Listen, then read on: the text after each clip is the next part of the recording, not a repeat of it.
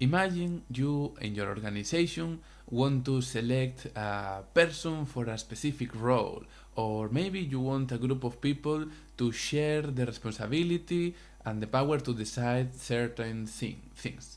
Well, this allows for an election method to be implemented, and many of the traditional ways we do it have many problems like strategic votings or lack of representativity of the whole. Maybe the majority imposes itself on the minority, and so on. So these problems of electoral election processes can be solved using a better one. And there is one that is not very well known, but is scientifically better in this kind of sense. It's called Star Voting, and you can use it very simple with some online tools that are available for everybody that wants it. The system is very simple. It consists on the following steps. First, each person that has the right to vote can rate every candidate from 0 to 5. It's like an Airbnb hotel rating system. You can rate each of one independently, it doesn't matter. This way, the vote reflects your preferences. Really good. Then, all the stars of each candidate are summed together. And the two finalists go for a second round where each ballot is taken into account again.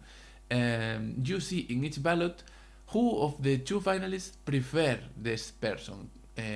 So in this way, every vote counts in the final round. Everybody can say who of the two they prefer, and this allows for a very good results. Let's see it again in this video. The system is fairly simple.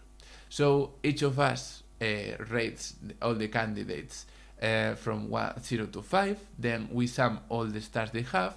The two finalists go to a second round where each ballot is just taking into account who of them they prefer. If they don't prefer nobody, but they don't count in this sense. So it wants you to vote your conscience, to really put 4 or 5 stars if you really prefer one to the other. So this is really good. In this page, star.vote, you can do it fairly simple. You can create a poll, you can ask a question, then you can add all the options that you want. Imagine you want to select a group of persons to share the responsibility, for example, of coordinating your group or your organization.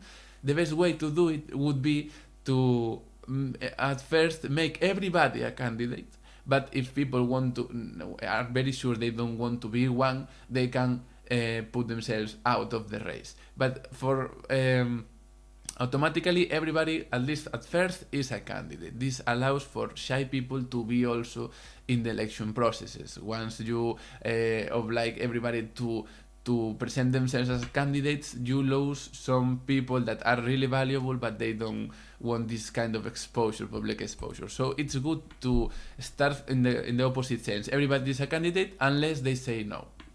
And when you have all the options, you can choose the number of winners. If you want more than one winner, this last step, automatic runoff, is run many times. So you are going to be choosing from the most voted people, the ones that are more preferred by every voter. So it's very simple. You just put here the number of winners, and it works really fine. And that's a way to do it, but there's also another one, which is creating a Google form using an add-on created by Star Voting Coalition. So this is fairly simple as well, and it's easy to use and has these same good results. So that's what I wanted to share. It's a simple way to improve election processes and allow for more representativity, and also a non-strategic, vulnerable election process. Hope you like it and try it for yourselves. Have a good day.